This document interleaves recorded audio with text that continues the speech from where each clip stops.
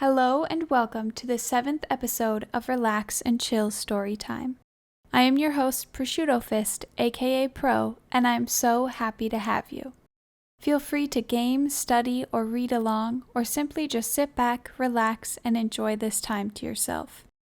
If you enjoy your time here, please like, comment, and subscribe below. Now let's begin. Chapter 7. Cutting from the Daily Graph, 8 August. Pasted in Mia Murray's journal, from a correspondent, Whitby. One of the greatest and suddenest storms on record has just been experienced here, with results both strange and unique. The weather had been somewhat sultry, but not to any degree uncommon in the month of August. Saturday evening was as fine as was ever known, and the great body of holiday-makers laid out yesterday for visits to Mulgrave Woods, Robin's Hood's Bay, Rig Mill, Runswick, Staithes, and the various trips in the neighborhood of Whitby. The steamers, Emma and Scarborough, made trips up and down the coast, and there was an unusual amount of tripping both to and from Whitby. The day was unusually fine till the afternoon, when some of the gossips who frequent the East Cliff churchyard, and from that commanding eminence watch the wide sweep of sea visible to the north and east, called attention to a sudden show of mares' tails high in the sky to the northwest. The wind was then blowing from the southwest in the mild degree which in barometrical language is ranked number 2 light breeze. The Coast Guard on duty at once made report, and one old fisherman, who for more than half a century has kept watch on weather signs from the East Cliff, the approach of sunset was so very beautiful, so grand in its masses of splendidly colored clouds, that there was quite an assemblage on the walk along the cliff in the old churchyard to enjoy the beauty.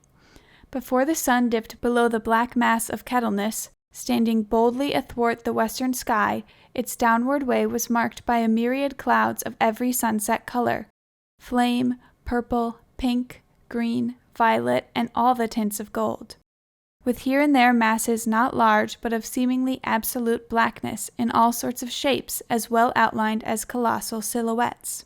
The experience was not lost on the painters, and doubtless some of the sketches of the prelude to the great storm will grace the R.A. and R.I. walls in May next. More than one captain made up his mind then and there that his cobble, or his mule, as they term the different classes of boats, would remain in the harbor till the storm had passed. The wind fell away entirely during the evening, and at midnight there was a dead calm, a sultry heat, and that prevailing intensity which, on the approach of thunder, affects persons of a sensitive nature. There were but a few lights at sea, for even the coasting steamers, which usually hug the shore so closely, kept well to seaward, and but few fishing boats were in sight. The only sail noticeable was a foreign schooner with all sails set, which was seemingly going westwards. The foolhardiness or ignorance of her officers was a prolific theme for comment while she remained in sight, and efforts were made to signal her to reduce sail in face of her danger. Before the night shut down, she was seen with sails idly flapping as she gently rolled on the undulating swell of the sea, as idle as a painted ship upon a painted ocean. Shortly before 10 o'clock, the stillness of the air grew quite oppressive, and the silence was so marked that the bleating of a ship inland or the barking of a dog in the town was distinctly heard, and the band on the pier, with its lively French air, was like a discord in the great harmony of nature's silence. A little after midnight came a strange sound from over the sea, and high overhead the air began to carry a strange, faint, hollow booming. Then without warning the tempest broke. With a rapidity which, at the time, seemed incredible, and even afterwards is impossible to realize, the whole aspect of nature at once became convulsed. The waves rose in growing fury, each overtopping its fellow, till in a very few minutes the lately glassy sea was like a roaring and devouring monster. White-crested waves beat madly on the level sands and rushed up in the shelving cliffs. Others broke over the piers, and with their spume swept the lanthorns of the lighthouses which rise from the end of either pier of Whitby harbor. The wind roared like thunder and blew with such force that it was with difficulty that even strong men kept their feet or clung with grim clasp to the iron stanchions. It was found necessary to clear the entire piers from the mass of onlookers, or else the fatalities of the night would have been increased manifold. To add to the difficulties and dangers of the time, masses of sea fog came drifting inland, white, wet clouds which swept by in ghostly fashion, so dank and damp and cold that it needed but little effort of imagination to think that the spirits of those lost at sea were touching their living brethren with the clammy hands of death, and many a one shuddered as the wreaths of sea mist swept by. At times the mist cleared, and the sea for some distance could be seen in the glare of the lightning, which now came thick and fast, followed by such sudden peals of thunder that the whole sky overhead seemed trembling under the shock of the footsteps of the storm. Some of the scenes thus revealed were of immeasurable grandeur and of absorbing interest. The sea, running mountains high, threw skywards with each wave mighty masses of white foam, which the tempest seemed to snatch at and whirl away into space. Here and there a fishing boat with a rag of sail running madly for shelter before the blast. Now and again the white wings of a storm-tossed seabird. On the summit of the east cliff the new searchlight was ready for experiment, but had not yet been tried. The officers in charge of it got it into working order, and the pauses of inrushing mist swept with the surface of the sea. Once or twice its service was most effective, as when a fishing boat, with gunwale under water, rushed to the harbor, able, by the guidance of the sheltering light, to avoid the danger of dashing against the piers. As each boat achieved the safety of port, there was a shout of joy from the mass of people on shore, a shout which for a moment seemed to cleave the gale and was then swept away in its rush. Before long, the searchlight discovered some distance away a schooner with all sails set, apparently the same vessel which had been noticed earlier in the evening. The wind had by this time backed to the east, and there was a shudder amongst the watchers on the cliff as they realized the terrible danger in which she now was.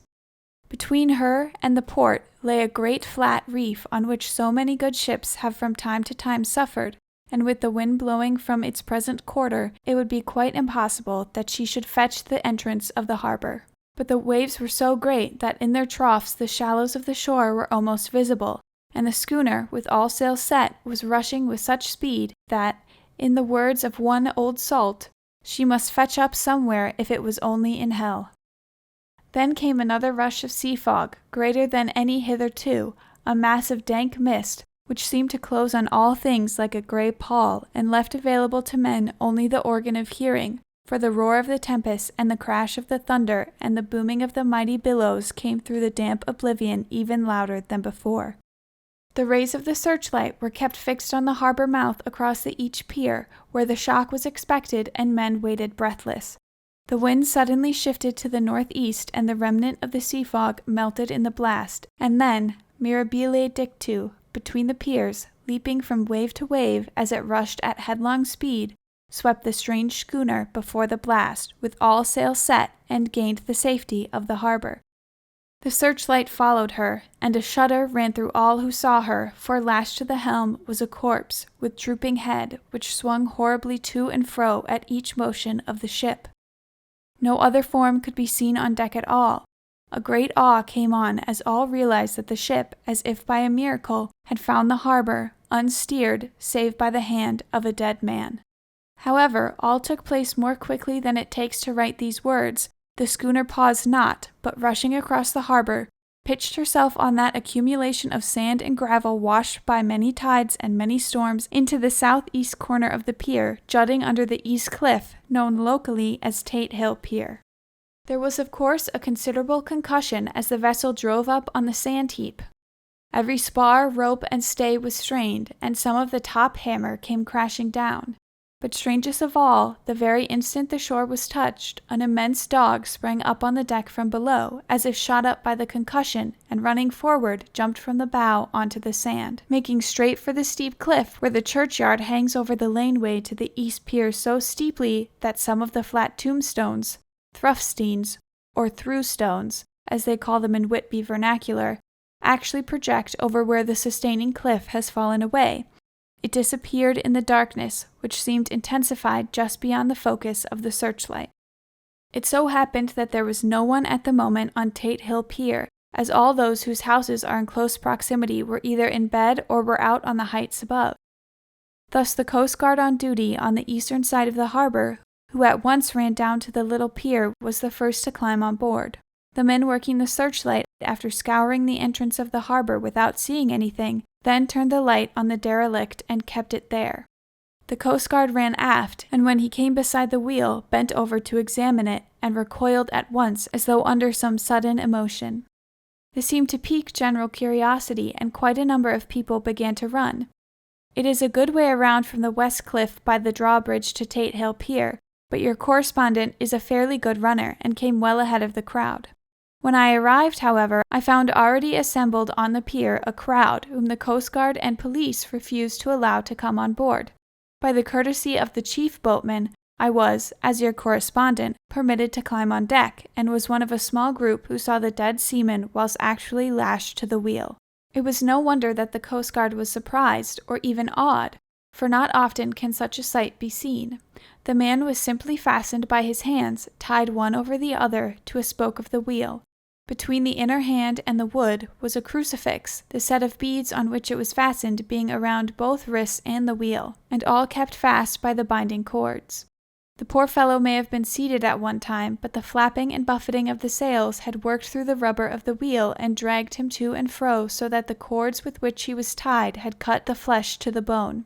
Accurate note was made of the state of things, and a doctor, Surgeon J. M. Caffin, of 33 East Elliott Place, who came immediately after me, declared, after making examination, that the man must have been dead for quite 2 days. In his pocket was a bottle, carefully corked, empty save for a little roll of paper, which proved to be the addendum to the log. The Coast Guard said the man must have tied up his own hands, fastening the knots with his teeth. The fact that the Coast Guard was the first on board may save some complications later on in the Admiralty Court, for Coast Guards cannot claim the salvage, which is the right of the first civilian entering on a derelict. Already, however, the legal tongues were wagging, and one young law student is loudly asserting that the rights of the owner are already completely sacrificed, his property being held in contravention of the statutes of Mortmain, since the tiller, as emblem ship, is not proof of delegated possession, is held in a dead hand. It is needless to say that the dead steersman has been reverently removed from the place where he held his honorable watch and ward till death, a steadfastness as noble as that of young Casabianca, and placed in the mortuary to await inquest. Already the sudden storm is passing, and its fierceness is abating. Crowds are scattering homeward, and the sky is beginning to redden over the Yorkshire wolds. I shall send in time for your next issue further details of the derelict ship which found her way so miraculously into harbor in the storm. Whitby, 9 August. The sequel to the strange arrival of the derelict in the storm last night is almost more startling than the thing itself. It turns out that the schooner is a Russian from Varna and is called the Demeter. She is almost entirely in ballast of silver sand, with only a small amount of cargo, a number of great wooden boxes filled with mold. This cargo was consigned to a Whitby solicitor, Mr. S. F. Billington, of 7, the Crescent, who this morning went aboard and formally took possession of the goods consigned to him. The Russian consul, too, acting for the charter party, took formal possession of the ship and paid all harbor dues, etc. Nothing is talked about here today except the strange coincidence. The officials of the Board of Trade have been most exacting in seeing that every compliance has been made with existing regulations. As the matter is to be a 9 days' wonder, they are evidently determined that there shall be no cause of after-complaint. A good deal of interest was abroad concerning the dog which landed when the ship struck, and more than a few members of the SPCA, which is very strong in Whitby, have tried to befriend the animal. To the general disappointment, however, it was not to be found. It seems to have disappeared entirely from the town. It may be that it was frightened and made its way onto the moors, where it is still hiding in terror. There are some who look with dread on such a possibility, lest later on it should in itself become a danger, for it is evidently a fierce brute. Early this morning a large dog, a half-bred mastiff belonging to a coal merchant close to Tate Hill Pier, was found dead in the roadway opposite to its master's yard. It had been fighting, and it manifestly had had a savage opponent, for its throat was torn away and its belly was slit open as if with a savage claw. Later. By the kindness of the Board of Trade Inspector, I have been permitted to look over the logbook of the Demeter, which was in order up to within 3 days, but contained nothing of special interest except as to facts of missing men. The great interest, however, is with regard to the paper found in the bottle, which was today produced at the inquest, and a more strange narrative than the two between them unfold it has not been my lot to come across. As there is no motive for concealment, I am permitted to use them, and accordingly send you a rescript, simply omitting technical details of seamanship and supercargo.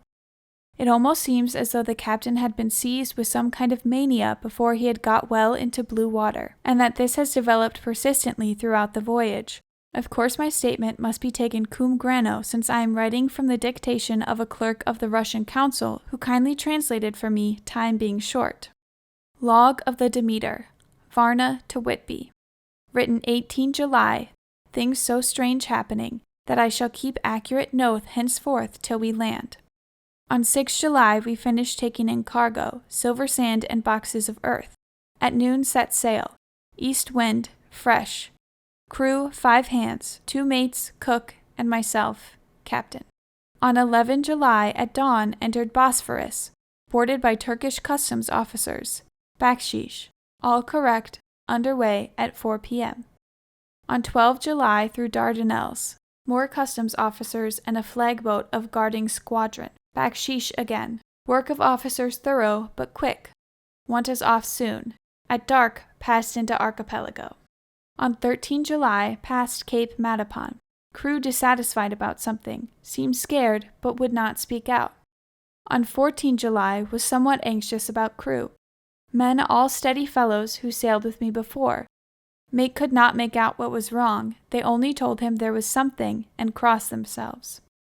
Mate lost temper with one of them that day and struck him. Expected fierce quarrel, but all was quiet. On 16 July, mate reported in the morning that one of the crew, Petrovsky, was missing. Could not account for it. Took larboard watch 8 bells last night. Was relieved by Abramoff, but did not go to bunk. Men more downcast than ever. All said they expected something of the kind, but would not say more than there was something aboard. Mate getting very impatient with them, feared some trouble ahead. On 17 July, yesterday, one of the men, Olgarin, came to my cabin and in an awestruck way confided in me that he thought there was a strange man aboard the ship. He said that in his watch he had been sheltering behind the deck-house as there was a rainstorm, when he saw a tall, thin man who was not like any of the crew come up the companionway and go along the deck forward and disappear. He followed cautiously, but when he got to bows found no one, and the hatchways were all closed. He was in a panic of superstitious fear, and I am afraid the panic may spread. To allay it, I shall today search the entire ship carefully from stem to stern. Later in the day I got together the whole crew and told them, as they evidently thought there was someone in the ship, we would search from stem to stern. First mate angry, said it was folly, and to yield to such foolish ideas would demoralize the men. Said he would engage to keep them out of trouble with a handspike. I let him take the helm, while the rest began thorough search, all keeping abreast with lanterns. We left no corner unsearched, as there were only the big wooden boxes. There were no odd corners where a man could hide. Men much relieved when search over, and went back to work cheerfully. First mate scowled, but said nothing. 22 July. Rough weather last 3 days, and all hands busy with sails. No time to be frightened. Men seem to have forgotten their dread. Mate cheerful again, and all on good terms. Praised men for work in bad weather. Past Gibraltar and out through straits. All well. 24 July. There seems some doom over this ship, already a hand short and entering on the Bay of Biscay with wild weather ahead, and yet last night another man lost. Disappeared. Like the first, he came off his watch and was not seen again. Men all in a panic of fear, sent a round robin, asking to have double watch as they fear to be alone. Mate angry, fear there will be some trouble as either he or the men will do some violence. 28 July. 4 days in hell, knocking about in a sort of maelstrom, and the wind a tempest. No sleep for anyone. Men all worn out. Hardly know how to set a watch since no one fit to go on. Second mate volunteered to steer and watch and let men snatch a few hours of sleep. Wind abating, seas still terrific, but feel them less as ship is steadier. 29 July. Another tragedy. Had single watch tonight, as crew too tired to double. When morning watch came on deck, could find no one except steersman. Raised outcry, and all came on deck. Thorough search, but no one found. Are now without second mate, and crew in a panic. Mate and I agreed to go armed henceforth and wait for any sign of cause. 30 July. Last night. Rejoiced we are nearing England. Weather fine, all sails set. Retired worn out, slept soundly, awaked by mate telling me that both man of watch and steersman missing. Only self and mate and 2 hands left to work ship. 1 August. 2 days of fog and not a sail sighted. Had hoped when in the English Channel to be able to signal for help or get somewhere. Not having power to work sails, have to run before wind. Dare not lower, as could not raise them again. We seem to be drifting to some terrible doom. Mate now more demoralized than either of men. His strong nature seems to have worked inwardly against himself. Men are beyond fear, working stolidly and patiently, with minds made up to worst. They are Russian, he Romanian. 2 August, midnight. Woke up from few minutes' sleep by hearing a cry, seemingly outside my port. Could see nothing in fog. Rushed on deck and ran against mate. Tells me he heard cry and ran, but no sign of man on watch. 1 more gone. Lord help us. Mate says we must be past Straits of Dover, as in a moment of fog lifting he saw North Foreland, just as he heard the man cry out. If so, we are now off in the North Sea, and only God can guide us in the fog, which seems to move with us, and God seems to have deserted us. 3 August. At midnight I went to relieve the man at the wheel, and when I got to it, found no one there. The wind was steady, and as we ran before it, there was no yawing.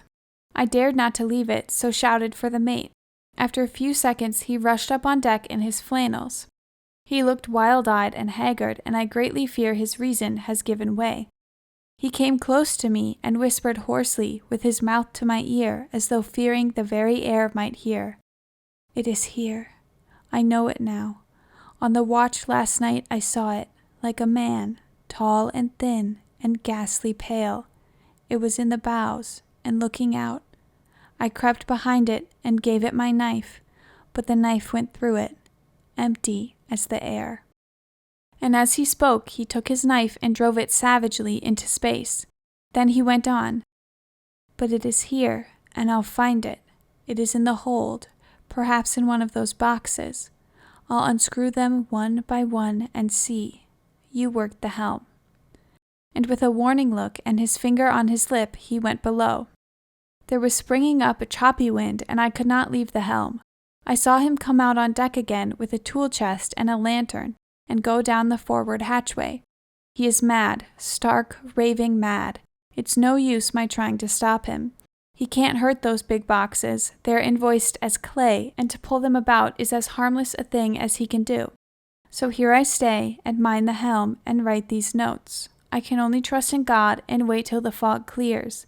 Then, if I can steer to any harbor with the wind that is, I shall cut down sails and lie by and signal for help. It is nearly all over now, just as I was beginning to hope that the mate would come out calmer, for I heard him knocking away at something in the hold, and work is good for him. There came up the hatchway a sudden, startled scream, which made my blood run cold. And up on the deck he came as if shot from a gun, a raging madman, with his eyes rolling and his face convulsed with fear. "Save me! Save me!" he cried, and then looked round on the blanket of fog. His horror turned to despair, and in a steady voice he said, "You had better come too, Captain, before it is too late. He is there. I know the secret now.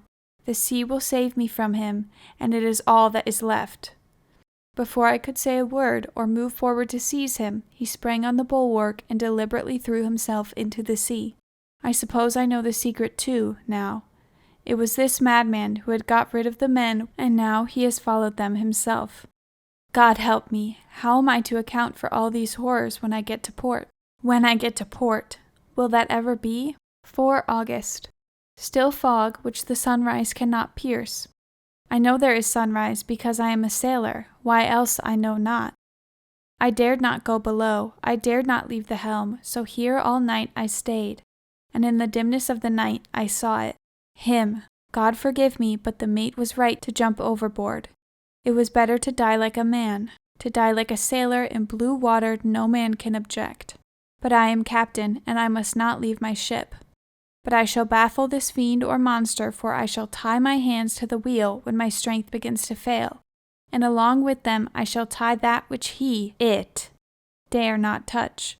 And then, come good wind or foul, I shall save my soul and my honor as captain. I am growing weaker, and the night is coming on. If he can look me in the face again, I may not have time to act. If we are wrecked, mayhap this bottle may be found, and those who find it may understand. If not, well, then all men shall know that I have been true to my trust. God and the Blessed Virgin and the saints help a poor ignorant soul trying to do his duty. Of course the verdict was an open one. There is no evidence to adduce, and whether or not the man himself committed the murders there is now none to say. The folk here hold almost universally that the captain is simply a hero, and he is to be given a public funeral. Already it is arranged that the body is to be taken with a train of boats up to the Esk for a piece, and then brought back to Tate Hill Pier and up the Abbey steps. For he is to be buried in the churchyard on the cliff. The owners of more than 100 boats have already given in their names as wishing to follow him to the grave. No trace has ever been found of the great dog, at which there is much mourning, for, with public opinion in the present state, he would, I believe, be adopted by the town. Tomorrow will see the funeral, and so will end this one more mystery of the sea. Mina Murray's Journal, 8 August. Lucy was very restless all night, and I, too, could not sleep. The storm was fearful, and as it boomed loudly amongst the chimney pots, it made me shudder. When a sharp puff came, it seemed to be like a distant gun. Strangely enough, Lucy did not wake, but she got up twice and dressed herself.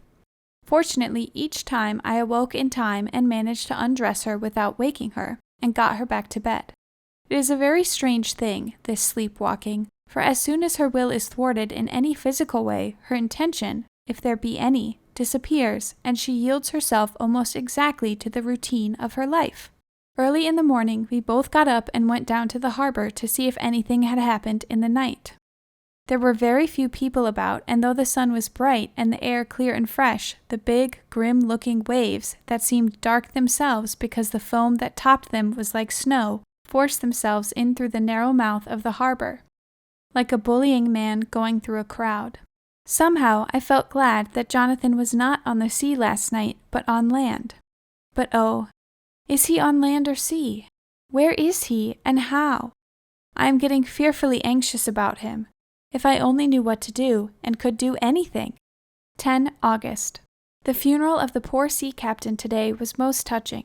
Every boat in the harbor seemed to be there, and the coffin was carried by captains all the way from Tate Hill Pier up to the churchyard. Lucy came with me, and we went early to our old seat, whilst the cortege boats went up the river to the viaduct and came down again.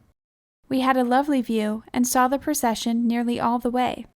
The poor fellow was laid to rest quite near our seat, so that we stood on it when the time came and saw everything. Poor Lucy seemed much upset. She was restless and uneasy all the time, and I cannot but think that her dreaming at night is telling on her. She is quite odd in one thing. She will not admit to me that there is any cause for restlessness, or if there be, she does not understand it herself. There is an additional cause in that poor old Mr. Swales was found dead this morning on our seat, his neck being broken. He had evidently, as the doctor said, fallen back in the seat in some sort of fright, for there was a look of fear and horror on his face that the men said made them shudder. Poor dear old man! Perhaps he had seen death with his dying eyes. Lucy is so sweet and sensitive that she feels influences more acutely than other people do. Just now she was quite upset by a little thing which I do not much heed, though I am myself very fond of animals. One of the men who came up here often to look for the boats was followed by his dog. The dog is always with him. They are both quiet persons, and I never saw the man angry nor heard the dog bark. During the service, the dog would not come to its master, who was on the seat with us, but kept a few yards off, barking and howling. The master spoke to it gently, and then harshly, and then angrily, but it would neither come nor cease to make a noise. It was in a sort of fury, with its eyes savage and all its hairs bristling out like a cat's tail when puss is on the warpath. Finally, the man, too, got angry and jumped down and kicked the dog, and then took it by the scruff of the neck and half dragged it and half threw it on the tombstone on which the seat is fixed. The moment it touched the stone, the poor thing became quiet and fell all into a tremble. It did not try to get away, but crouched down, quivering and cowering, and was in such a pitiable state of terror that I tried, though without effect, to comfort it. Lucy was full of pity too, but she did not attempt to touch the dog, but looked at it in an agonized sort of way.